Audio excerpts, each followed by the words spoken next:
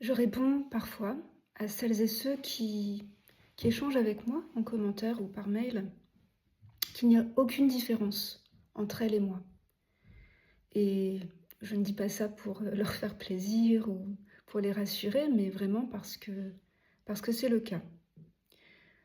Pour autant, je dirais que s'il y avait juste une petite différence, c'est qu'ici, Amélie n'a pas besoin, n'a pas le désir que les choses soient autrement que ce qu'elles sont.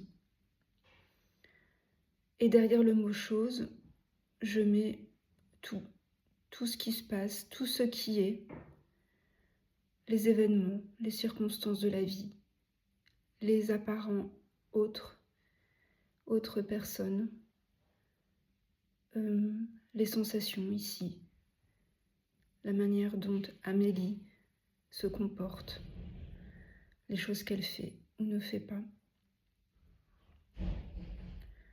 Et j'ai repensé à cette conférence d'Arnaud Desjardins que j'avais écoutée il y a quelques années déjà, qui m'avait fait forte impression. Déjà, je pense en raison des qualités exceptionnelles d'orateur d'Arnaud Desjardins. Cette vidéo s'appelle « Être un avec ce qui est ». Et elle commence ainsi. En vérité, je n'ai qu'une seule chose à dire. Une seule. Une seule. Ou alors, je me moque de vous. Donc voilà, il a l'art du teasing, Arnaud. Enfin, il avait malheureusement. Et voilà, ce mot, cette seule chose qu'il a à dire, tient en un mot, c'est le mot oui. Ou encore l'accueil que j'évoque régulièrement. Et effectivement, ce oui est la négation du refus. Le refus vous enferme dans l'idée que vous n'êtes pas éveillé, que vous n'y êtes pas encore, que quelque chose doit changer. Ce refus est parfois subtil, hein. Il est caché, je dirais, dans toute question que vous posez, dans tout pourquoi, est-ce que, comment se fait-il. Il est caché également dans les réponses qui vous donnent l'impression d'avoir compris quelque chose. Là aussi, il peut y avoir une certaine forme de refus. Et ce refus qui vous enferme, c'est une fausse prison, c'est une prison à laquelle vous croyez. Et j'ai reçu récemment un mail qui m'a beaucoup inspirée. Dans ce mail, voilà, quelqu'un évoquait le fait qu'il en avait marre de jeter des graines pour espérer attirer l'oiseau de l'éveil. Et donc ces graines, c'est en quelque sorte toutes les pratiques, les lectures, l'écoute de vidéos de satsang. Et j'ai répondu quelque chose du genre, mais voilà, je vais m'appuyer sur cette métaphore de l'éveil de l'oiseau et donc qu'est-ce qui jette des graines, voilà, c'est l'ego, c'est la construction égotique, le mental qui veut faire quelque chose pour attraper l'éveil, l'oiseau de l'éveil. Et en réalité, vous êtes l'oiseau qui est hors de la cage dans laquelle le mental trouve plein de graines pour attirer cet oiseau. Donc l'éveil, en quelque sorte, c'est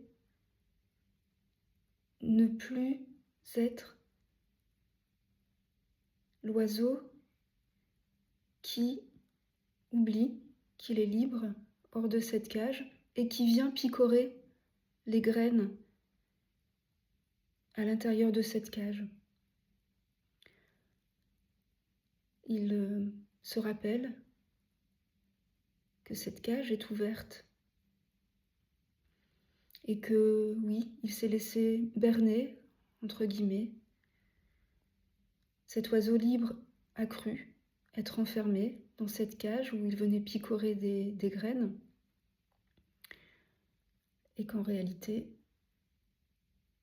il est l'oiseau déjà libre et cette cage n'a pas de barreaux. En tout cas, les barreaux soit sont suffisamment espacés pour le laisser passer ou même voilà, n'existent pas.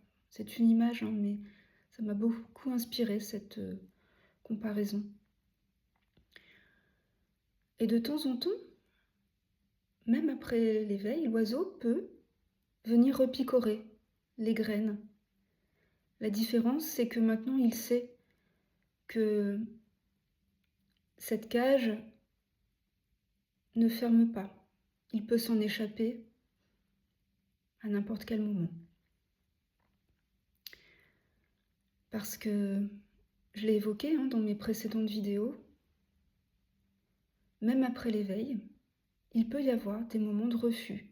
Il peut y avoir des moments où l'oiseau vient de nouveau picorer les graines on va dire, du mental, de l'ego. Et d'ailleurs, je suis en train de relire un excellent ouvrage, alors c'est écrit à l'envers, de Jack Canfield, Après l'extase, la lessive. J'avais lu cet ouvrage avant l'éveil. Voilà, je m'étais dit, bon, au cas où ça arriverait, hein, autant être paré, donc on va lire.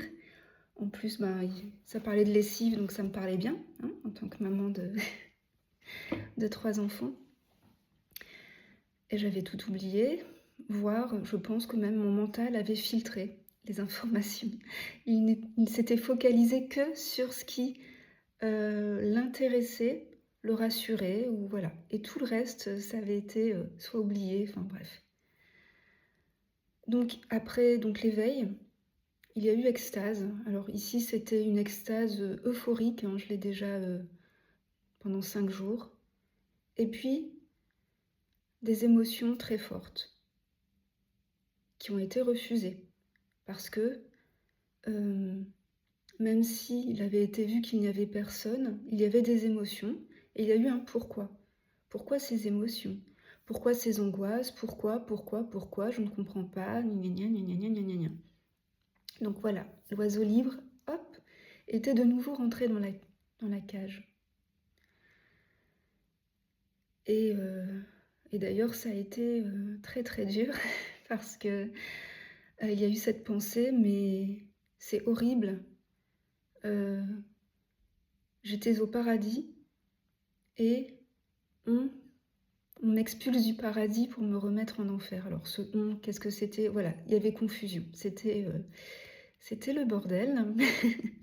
Mais vous voyez que la racine de la souffrance qui est revenue de ce fait, hein, qui s'est recristallisée, c'était le refus de ces émotions. Et je m'interroge de temps en temps sur qu'est-ce que je peux vous apporter. J'ai l'impression que tout est dit, et je me souviens aussi de mon parcours, donc j'essaye de me dire, tiens, qu'est-ce qui m'a vraiment aidé, apporté sur ce chemin. Donc j'ai évoqué l'écoute des satsangs, et surtout donc l'attitude de détente avec laquelle je les écoutais. Et cette détente, elle me paraît très importante. Et peut-être que vous vous dites, ah bon, il suffit de se détendre. Alors attention, justement, tout tourne autour de ce mot de l'attention, de la détente. Vous voyez, ce sont des mots avec des préfixes privatifs. Détente. Attention. On retrouve le radical tension, tendre vers. Et quand on dit voilà, bon, bah, je vais me détendre, hein, je vais me mettre devant dans le canapé et regarder une série, voilà. Alors peut-être qu'il y a détente physique, votre corps est détendu, mais votre attention est entièrement captivée par le film, la série que vous regardez et vous vivez des émotions parce que voilà, vous êtes entièrement tendu vers la détente dont il est question ici. C'est une détente. Ne plus tendre vers, c'est se laisser être ouverture totale. Et quand je parle d'accueil, c'est le même mouvement d'ouverture totale. Donc je me dis que voilà, même si je considère qu'il y a plein de partages et des méditations d'ailleurs, hein. J'ai mentionné celle de Thibaut Arbre, il y a Elvira qui appelle ça faire le bison. On y met plusieurs... Thibaut Arbre, il parle de libération émotionnelle. Elvira, c'est faire le bison, c'est faire corps avec la tempête émotionnelle. Je vais vous proposer une sorte de méditation guidée sur ce que, pour moi, signifie l'accueil, ce oui que Arnaud Desjardins évoque, cette totale ouverture à ce qui est. Et je vous encourage à écouter, à vous laisser en quelque sorte porter par ces méditations. Parce que je me souviens que moi-même, j'étais avide de vidéos, avide de mieux comprendre les choses, de bien... Voilà, et parfois j'étais contente, entre guillemets, parce que « Ah, j'ai enfin compris ça !» Et puis, dans l'heure qui suivait, où voilà, il se présentait quelque chose qui me déplaisait, et paf, j'avais l'impression d'avoir perdu tout et d'être de nouveau dans la confusion. Donc ça, c'est le refus. Ce refus qui est la prison imaginaire dans laquelle vous pensez être prisonnier. Et donc, moi-même, alors j'écoutais des satsangs, j'écoutais parfois en accéléré, en me disant « Bon, allez, hop !» Il faut que j'arrive au bout de cette vidéo là le plus vite possible pour enfin comprendre. Et toutes ces petites vidéos où on nous incitait à « Allez, faites les choses avec moi, asseyez-vous », et ben je les zappais en fait. Je continuais de déjeuner, ouais, ok, ouais, ah oui, d'accord, j'ai compris. Et je ne le... Alors, je vais dire le mot faire, mais en fait, c'est pas une action, hein, c'est justement s'ouvrir à cet exercice ou à cette méditation qui n'est pas une action.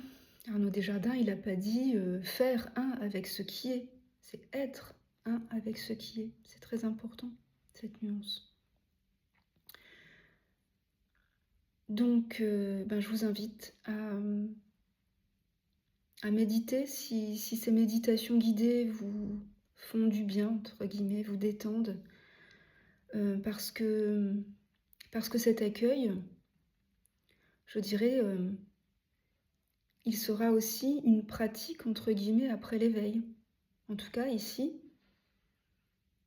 ce qui m'a délivrée finalement de cette période compliquée de lessive après l'éveil, hein, où j'ai cru retourner à l'enfer après avoir goûté au paradis, et ben, je me suis posée et j'ai accueilli toute cette tempête émotionnelle qui se manifestait avec une amplitude encore plus importante.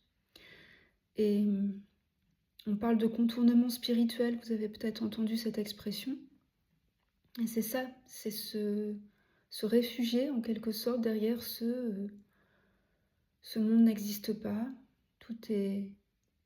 rien n'est réel à part la conscience, je suis, et donc je ne suis pas tout cela, je ne suis pas les émotions, etc. Et ça, c'est une sorte de refus. Et donc, ça peut conduire à réactiver les mécanismes de la souffrance. Voilà.